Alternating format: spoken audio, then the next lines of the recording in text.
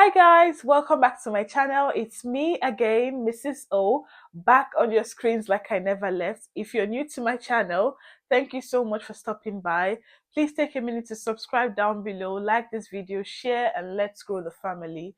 And if you're a returning subscriber, mwah, catch your kisses. You guys know I heart you big time. Thank you so much for always coming back to my channel. So in today's video, I'm going to be sharing my top 5 regrets from wedding planning right up until my wedding day. If you know any couples or intending couples, share this video, okay? Be your brother's keeper and let them learn from my story, because the street is wild, and if you know shine your eyes, they go run you streets, okay?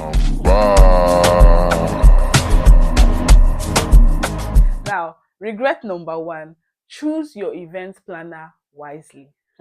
Hold your ears, guys, because this one is a very important matter. Choose your event planner wisely, because your event planner will make or mar your event. Now, in my own case, I opted for the option of using an event planner because I didn't want to burden my family and relatives with the responsibility of planning and running around towards my wedding.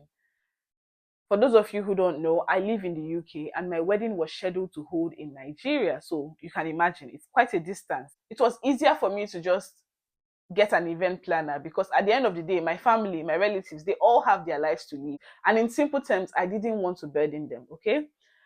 But the problem is the event planner I chose was someone I knew on a personal level. And it was a clear case of familiarity breeding contempt. This lady is someone I call auntie. She's not a relative, but you know how back home, every person that is older than you is an auntie or an uncle. Yeah, that was the kind of relationship that existed between us. So she really treated me as that little girl. Guys, there were so many lies, so many deceits, so many money extortion. It was crazy. And don't get me wrong, right? I did do my research. I saw her page. I saw her work on Instagram. And I saw that she was really good at what she did. For some reason, she didn't take my event planning as a business deal, okay? I'll start with a contract. From the beginning, she told us that she was going to send us a contract. I kept sending her messages trying to remind her to send the contract to us, but she kept turning us round and round. I started planning my wedding since April, and my wedding was scheduled for December. We sent her all the money she needed to plan the wedding in May, and from that May up until ending of September, she didn't give us any update on what was being done. Guys, I kid you not, right down to the invitation cards, it was a struggle. You would think that for a wedding scheduled for December, by September, the wedding cards, the invitation cards should be ready, right? But that was not the case. This lady kept turning us round and round and round. And back to the contract thing, because she didn't send us a contract, we just let it go. After all, like, she was my recommendation, right? And I knew her on a personal level. So I never thought that she was going to do such a thing to me. So after the whole wedding and everything that was revealed, you know, we had nothing to hold her to, because she didn't sign a contract and we didn't sign a contract either. So we couldn't take any legal action. Okay. So here is where the advice comes in. If you're choosing to use an event planner, good idea. But you have to scrutinize whoever you're using. Irrespective of the relationship that exists between you and that person, business is business and pleasure on the side. At the end of the day, this person is working with your money. It's not a free job that they are doing, okay? So operate on business terms. In my own case, because I knew this lady prior to her planning my wedding, I didn't want my wedding planning to bring an end to our relationship, right? I wanted the relationship to go further beyond the wedding. But at the end of the day, I lost on all ends, because she didn't plan my wedding properly. She blocked me after the event. Yep, she blocked me because we asked for a breakdown on how money was spent, but instead of sending that across, she blocked us.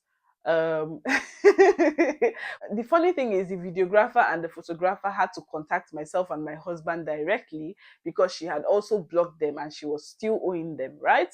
Crazy stuff. So just shine your eyes, be wise about it, sign a contract so that there's something that legally binds you and whoever the event planner might be, so that if things go south, at least you can claim something for damages. Do you get? So, moving on to my regret number two, I regret the timing of our wedding and of our traveling. Guys, this one is something I don't really understand how my husband and I pulled through, because everything was done and squeezed in 1 week. It was crazy. It was crazy. So let me give you context, right? My husband and I are health workers, and in the kind of job we do, they don't really let people go on annual leaves during December, because everybody wants to have Christmas time off, right? So because of that, they limit the amount of time you can take within December. And we had already fixed our wedding date for December 19th. So they only permitted us 1 week each. We arrived in Lagos from the UK on the 16th of December. We couldn't get a connecting flight down to Owerri because our wedding held in Owerri. So we had to sleep over in Lagos. And on the 17th of December, we flew down from Lagos to Owerri. Straight from the airport, we went down to the church, because if you're conversant with the Catholic Church, there are some practices that have to be done. Like, the church where you're going to wed must see you and your husband to be before the wedding day, because there are some things they need to teach you, blah, blah, blah, all those kind of stuff. So we went straight from the airport to the church. After that was done, we went home, we rested a bit. On the 18th, we went for our court wedding. And that was also the day we checked into our hotel for the wedding the next day. So the wedding was on the 19th. 20th, we flew from Owerri to Lagos, and 21st, we came back to the UK. So you can see everything was jam-packed within a week. There was no breathing space. And you can imagine, this was my husband's first time of being in Nigeria since he relocated to the UK. And I myself hadn't been in Nigeria for 3 years. So there wasn't even time for us to spend with our family members. It was just like we came back for the wedding, in and out. And I was so emotional leaving, because I felt like I didn't bond with my family members or even my in-laws as much as I should have. I cried a lot though, I'm not going to lie. I cried a lot. So that's one of the regrets I have. Maybe we should have fixed our wedding date around a time when our different workplaces would allow us at least 2 weeks, do you get, rather than just 1 week in and out and that's it. Well, yeah, if you're planning your wedding and you live abroad and you work full time, you should be aware of this, right? If your wedding is around a time when holidays are not really allowed, you should have this in mind before fixing a date, because you don't want to be in my situation. Trust me. Right, number three, be ready and open for disappointment. What did I say? Be ready and open for disappointment. You guys.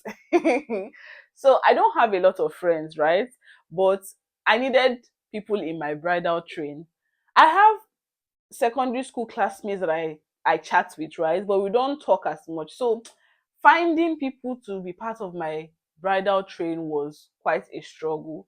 Thankfully, I had a couple of people, both from my set and my juniors in secondary school, who had agreed to be part of my bridal train. But the thing is, as time drew nearer, people started canceling. When the first person cancelled, it was like, okay, one person has cancelled, it's okay, it's fine. People have their lives to live at the end of the day, so and emergencies can happen. But when the second person cancelled, hey, I was like, oh my god, I wish I had made more friends that can come through for me. Even though when the people that were canceling were texting me, I was like, don't worry, everything is fine. I'll send you pictures. Thank you anyway. You know, but my chest, my heart was breaking. I didn't think that people would cancel at such short notice, right? When I say short notice, I'm talking 1 week, a week to the wedding day, and someone is telling you they can't show up for you. It was like, oh my God. But anyway, yeah.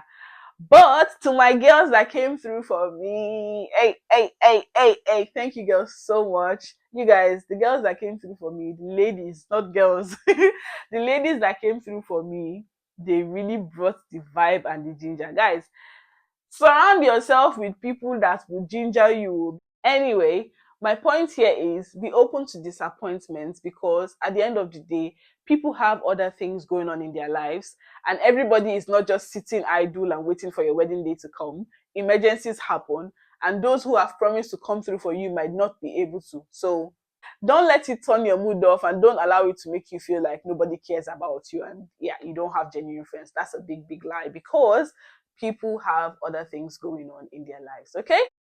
Moving on, regret number 4. This one. This one is a funny one. I wish I lost weight. I regret not losing weight. This one, I'm sure my family members and my colleagues that might be watching would be like, oh, here she goes again. But yes, I regret not losing weight. Not like I didn't feel beautiful on my wedding day. I felt very beautiful. But the thing is, again, when I say choose your event planner wisely, it gets why. As at April, I knew I was going to be getting married by December. And from that April, I had a mental note that I needed to lose weight. So every day I wake up, it's a constant reminder. I have to keep reminding myself I need to lose weight. I need to lose weight. But guess what? I never lost any weight. The weight I started the year with was in fact what I ended the year with, plus more. It's not funny, but I ended the year chunkier than I started. So, in relation to my wedding, my dress arrived on the morning of my wedding, thanks to my event planner. Another story altogether. But yeah, for some reason, my dress did not arrive to me until the wedding day.